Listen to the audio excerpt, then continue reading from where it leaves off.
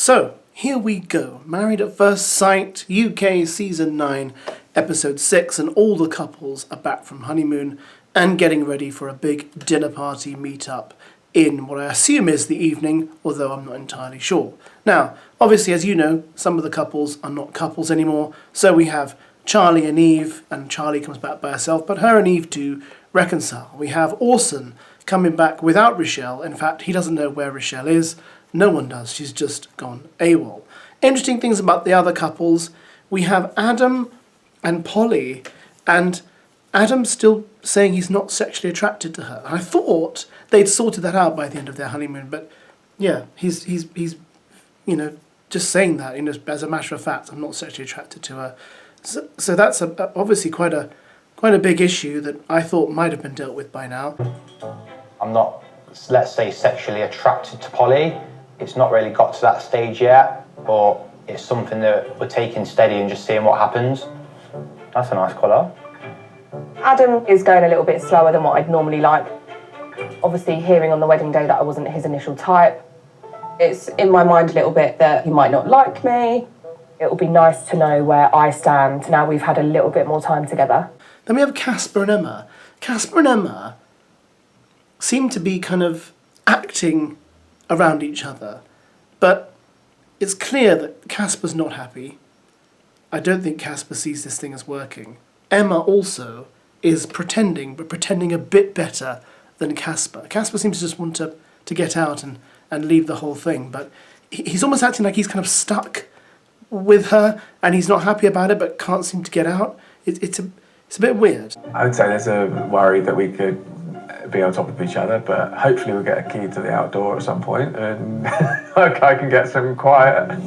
Where are you at with where we're at? I'm genuinely feeling good. I feel like we can live in this space. We can have some chill time. Look, we both know the stuff we need to unpack. We might as well wait for 3 experts who can really help us. Yeah, cool. Agreed. So I'm absolutely sugarcoating things and probably how I'm really feeling. I'm just focusing on smaller targets rather than, happily ever after right now. Anyway, they arrive at the dinner party. Polly seems convinced that Adam's going to talk to some of the other girls. And is that what Adam's known for doing? I don't know. I'm interested to see how you are in a group. I think you'll be pleasantly surprised until I see how you are in front of the other girls and see who you think's fit. There might be a couple of girls that he's maybe interested in or might think's a bit easy on the eye. Hopefully his head won't be turned. Then we have this moment where Eve is on the sofa with Christina, with Holly in the middle, and they tell Holly about that thing Alex said in episode 1, where he said, I'd swap with someone else's wife if things weren't going well, and Holly is fuming about it. But I do think, he said that in episode 1. Do we need to bring that up? I mean, it was before he was married, right? Even though I'm not a fan of his, but I just think, why bring it up now? Is he showing signs that he's actually going to do that? He seems to be certainly fooling her that he's very much into her, so I don't know why she'd be so fearful, but we'll see whether this actually gets any more heated, shall we? At the start, Charlie and I had a bigger. Ross told me that. I didn't say he'd swap. He said he wants to swap. Oh, well, whoa. Yeah, no, I agree. I didn't hear this. No. Hardly. Oh, no, fuck. So he's made a comment that he would swap wives. Now it's all ringing a fucking alarm bell. That's a red flag for me. Yeah. I've seen this shit before. He's basically sat me off before he's even met me. It's giving sly behaviour. Things are really heating up at this dinner party, guys. Orson arrives, of course, without Rochelle, and I feel for Orson because he's still convinced that this girl is going to come back to him. And I think we all know she's not. If she comes back, the only thing she's going to come back to do is to say a brief sorry to him and move on with her life. She's not coming back to him.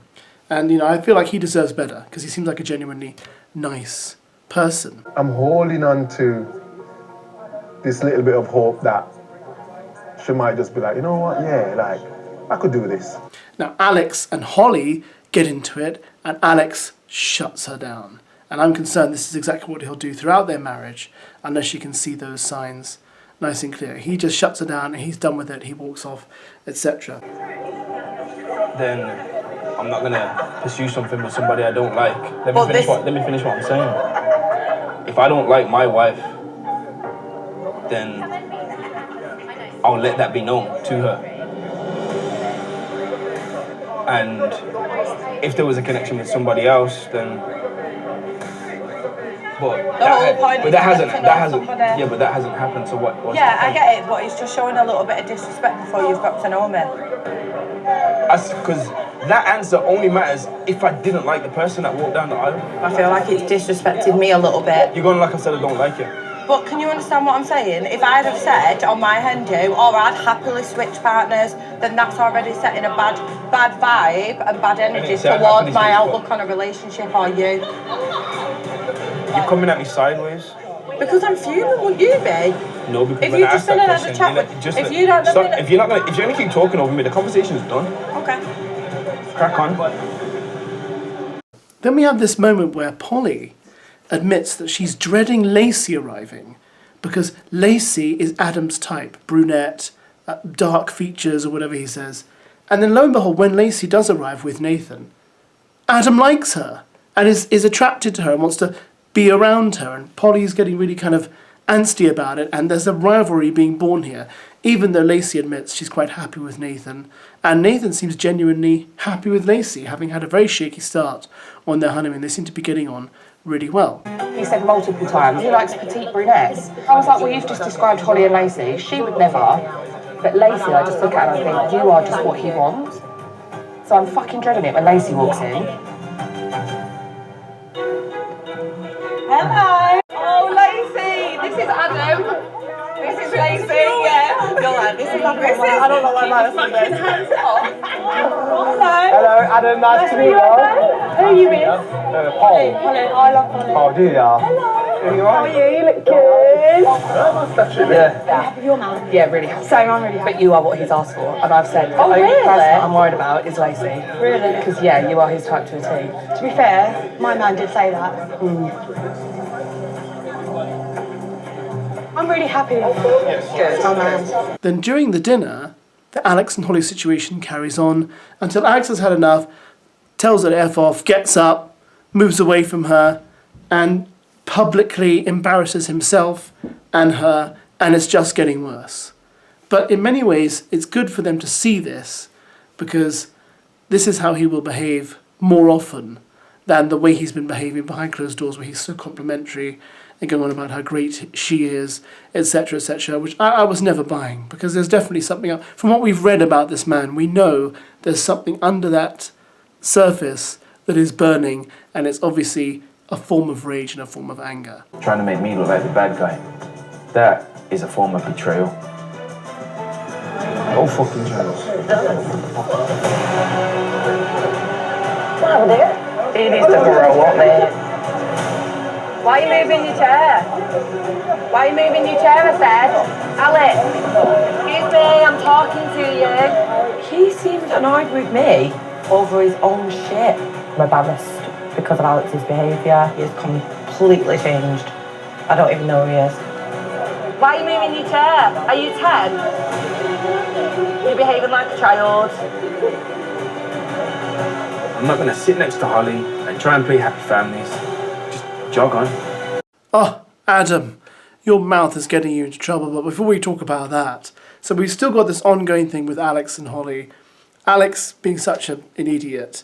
And admittedly, yes, it's a two-way street, and I appreciate that, but Alex is really kind of overreacting about this, and I just think he's making a fool of himself. Then we have Emma, who decides to dob in, basically, Casper to Polly, and talk about how Casper was a bit, rude about her physical appearance when they were on honeymoon. But I don't know why she did that, because I feel like, wasn't that like private? I mean, he said those things, then he apologised, and I thought they patched it up on honeymoon. He said he wasn't going to talk like that anymore. And I feel like he's being kind of really targeted here, but he did apologise for what he said, and I think once you've apologised, it should kind of just be water under the bridge, but he's obviously a marked man now, because people are saying, well, it's not like he's pencil thin himself. Yeah. No, yeah. It's not like he's an Iron Man, a dog. No. You know fucking Daniel Craig yourself, darling. I'm in the same position with you, apart from the fact that he hasn't voiced it how Casper has. I'm like, I'm comfortable in my body. I know that I look good. I dress for my body. So I don't care that I'm not your type, and I don't care that I'm not a fucking size 6, because what I look like is not who I am as a person. But then we have the highlight is Adam and his mouth just going on and on about how he's not really attracted to Polly, but also how, you know, all the girls he's dated before, you know, they've just been great and he always wants to rip their clothes off. And then Nathan is sitting there with him going, doesn't that make you a bit shallow? This is Nathan, right? Nathan, the guy who a few weeks ago on social media people were berating for perhaps being not the most insightful person in the world. He's asking a very insightful question because he's actually a very smart guy. Smarter than Adam, it turns out. And yet, Adam goes on about how he's searching for perfection. Well, where are you going to find that? There is no such thing as a perfect person. Man or woman. They don't exist. So I think if Adam is coming into a relationship expecting perfection, he's going to be searching for the rest of his life and he's not going to be married ever. Because you just can't, can you? Yeah. You know what I mean? It's hard, man. I want what you two have got. I want to be like touchy and all that shit. I'm an affectionate guy, so I feel like I can't give her that yet. Yeah. I need to proper fancy someone before I make that move on them. Yeah, sometimes it has to grow though, right? She's told me I'm literally like, I'm everything she's asked for. Do you think they give you what you needed? I've got half of it. Right. I've got attraction, they haven't given me what I normally like, and then everything else is tick, tick, tick, tick, tick. In itself, do you not find that attractive, or does it have to be a physical? bit, yeah. I do find that attractive, of course, but for me to want to rip someone's clothes off, I've got to look at them and think, I want to rip your clothes off. Would you say you're like quite superficial then, like go for like the looks? Not really, like. I'm 33 now, I know what I want, and I'm not going to settle unless I've got perfection. Then later on in the conversation, you know, Orson is getting Lacey and Nathan to rate their love, and he says, you know, if your love is 1 to 10, what number is it? And Adam says, you know, if 1 is absolutely effing awful and 10 is perfect love, where are you? And they don't really answer. Then they ask Adam, and he says 4, and he gives his relationship 4 out of 10. Which of course gets Polly, Lacey, and, you know, Holly all really, really upset. So well done, Adam. 1 being hater guts, 10 being I fucking love you. What are you on the scale? Exactly. I think she's really cool. I've known her a week. Oh man, Jesus Christ! What's your number? My number? Like 4? Because I'm nowhere near in love because I haven't got that attraction. I need to be honest with you about something. When we was like obviously talking over there, what's his name? Oyster.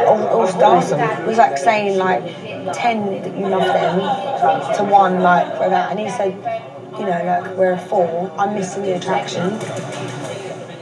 What the fuck? What the actual fuck? 10 being, I love that girl.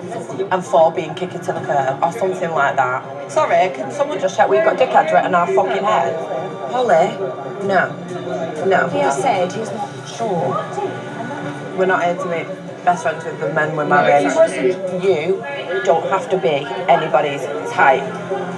Because you are fucking Polly. I'm not going to change for anyone. And if you don't like me, then you don't like me. But I'm not going to go out of my way to make you like me. Well, we ended tonight's episode focusing on Polly and Adam and Holly and Alex, because that's where the explosions were. Now, Polly and Adam kind of got sorted out. When Adam explained to Polly that he didn't mean she was a 4 out of 10, he meant their relationship was at a 4 out of 10. I don't think she's particularly happy. But the Alex and Holly thing it got worse because Polly confronted Alex. Alex got defensive and rude and eventually just walked off and then said he couldn't see past this and blah, blah, blah. I think the problem is that this kind of behaviour is what Alex is going to display all the time. He's going to always do this. This is obviously the way he works in relationships, because he is very good at this. It seems like he's done this many times before.